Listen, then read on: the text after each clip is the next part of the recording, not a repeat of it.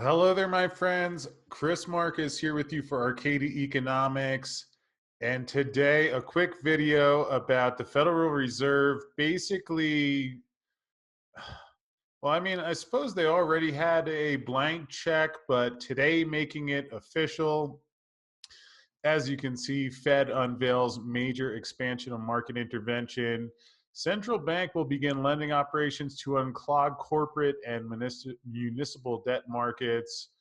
You can see here, Federal Reserve Chairman Jerome Powell's whatever it takes moment arrived on Monday, and it sure did.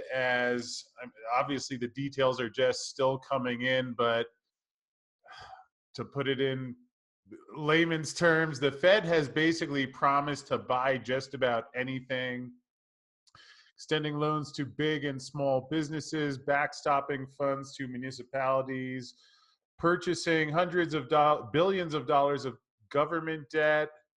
Um, we saw they were asking Congress to backstop the money market funds. Here we see as credit markets have broken down. So, not good conditions out there in the money centers today. Um, what can you say? The Fed has already moved much further and faster than it did in late 2008 when the failure of Lehman sparked a crisis. And I would point out again that what to me is so stunning about this is that really this has all happened almost 4 or 5 weeks. Not that the coronavirus has been going on longer than that, but this economic chaos and seeing the markets down and responding as more precautions have been taken. Um, Among the actions announced Monday, the Fed said that the purchases of Treasury and mortgage securities that it approved 1 week ago are essentially unlimited, and that it would buy 375 billion in Treasury securities and 250 billion in mortgage securities this week. Um, by a point of comparison, Fed will buy more government-backed debt this week than it did during a controversial round of asset purchases it undertook in November of 2010, which was QE2. Um, and again, the thing that to me is rather alarming is that we just see it's almost by the day. Now that you're doing unlimited QE, I don't know how you can do an amount bigger than that. And just seeing how more rounds are launched in and nothing seems to be resolved. Treasury Secretary Steve Mnuchin said the Fed could leverage the money into $4 trillion of new loans. Wow. So let's take a look at a few other highlights. I love highlights, headlines. The Federal Reserve just pledged asset purchases with no limit to support the markets. Open-ended commitment to keep buying assets under its quantitative measures. I thought last Sunday was a historic day. Many people have long wondered if we would have a Sunday night announcement similar to with Richard Nixon almost 50 years ago. I think we got it. I think it's all just happening so quickly it hasn't sunk in yet, but I think it's on that magnitude. And then you just see almost by the day that it just seems like what's being done is not working. So the result is a couple days later to try a few trillion more. So that headline says it all. The Federal Reserve just pledged asset purchases with no limit to support markets. As you see, here's a zero hedge story. Fed unveils open-ended QE, including corporate bonds. Some of these bullets here. Federal FOMC will purchase Treasury securities and agency mortgage-backed securities in amounts needed. Now, keep in mind what that allows, because we're also seeing nationalization of industry, which I'm guessing is just getting started. So maybe we need 100 billion, maybe we need a trillion, maybe we need 10 trillion. We're seeing these numbers get up there pretty quickly. And now we have the Fed has the ability to do unlimited treasury purchases. So anything the treasury wants to fund, the Federal Reserve will now buy. Uh, mortgage agency, commercial mortgage-backed securities, and that I believe will be unlimited too. Flow of credit to employers, consumers, businesses, to facilities. Again, money market mutual fund liquidity facility. This is not a good sign. In addition to the steps above, the Federal Reserve expects to announce soon the establishment of a Main Street business lending program to support lending to small and medium-sized businesses. So that's a lot of support. And not surprisingly, 10-year yield dives below 0.7% after Fed announces unlimited asset purchases.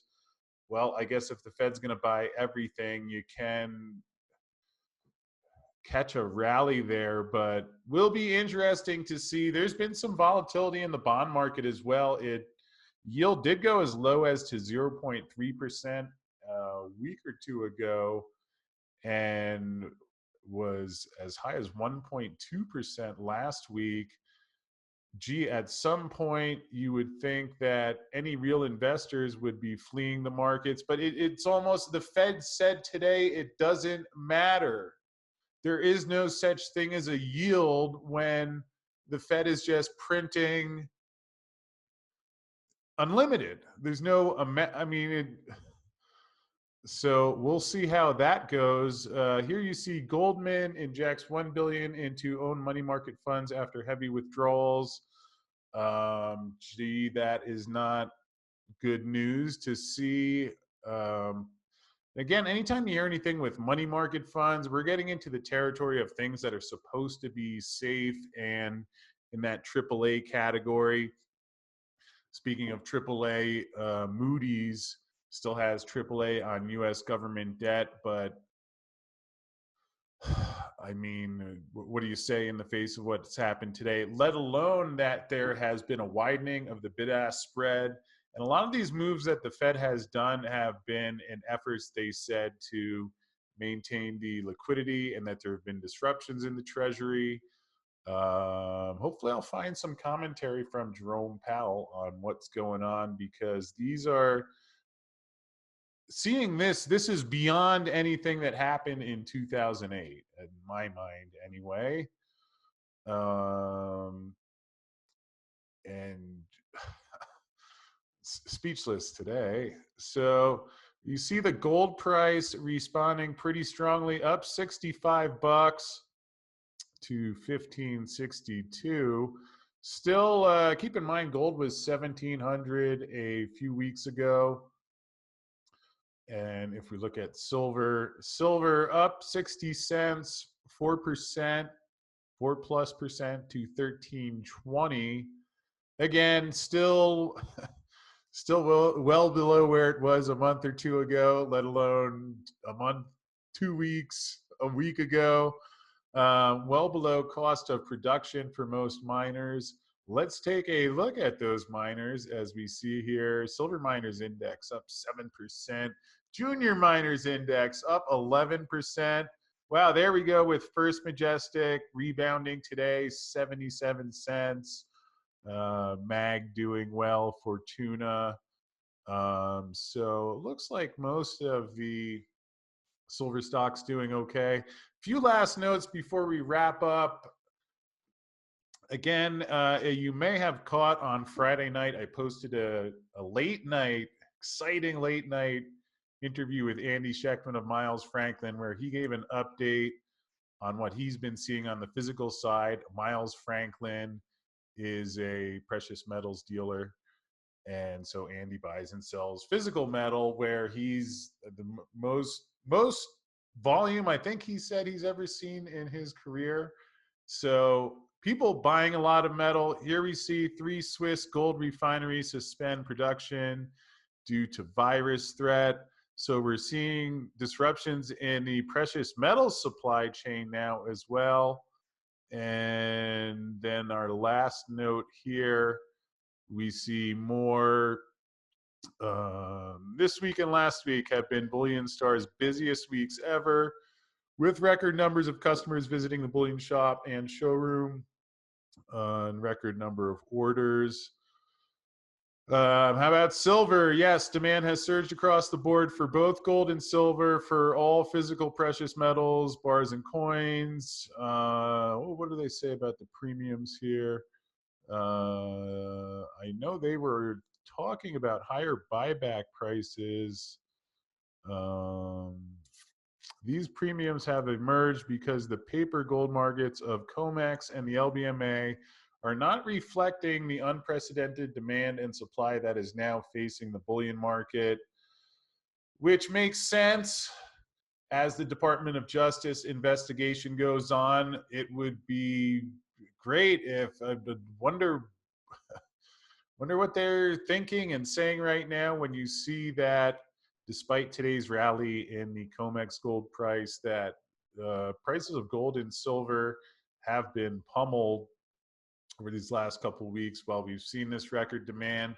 And one note, I'll be doing another video about this shortly, but in terms of the silver price, when I wondered why would the price be down with record physical buying, and obviously, you know, my answer is that people are selling silver on the COMEX. A lot of people were saying that people are selling things to cover margin calls.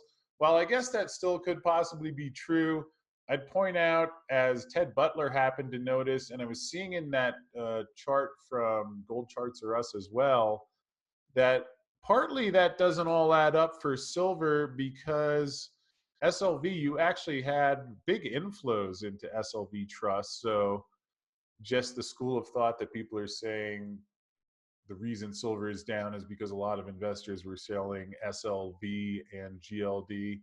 I believe it was a little bit different in GLD, but in SLV, I think 20 million ounces were added in. I got that chart somewhere, and there will be a video about that, which is, I might add, a great reason to hit the subscribe button, perhaps also the notification bell there as well. But in either case, historic things happening today. And perhaps more importantly than anything else, I do hope you're doing well out there and remembering that we will all get through this. So while maybe it's not the best time to give your neighbor a hug, share the video so they can understand what is going on. And with that said, I'll be sending my prayers to everybody out there. Hope you're doing well, and I will talk to you again soon.